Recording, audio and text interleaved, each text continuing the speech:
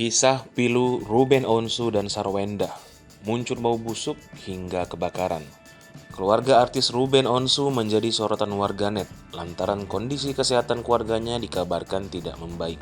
Hal ini berawal dari kabar Ruben Onsu yang mendadak masuk ruangan ICU, hingga dirinya harus bolak-balik cuci darah karena kondisi kesehatan tersebut. Tak hanya itu, ternyata Sarwenda juga dikabarkan mengalami sakit yang belum diketahui hingga harus menjalani operasi. Sarwenda diketahui kerap merasakan sakit kepala yang tak kunjung hilang.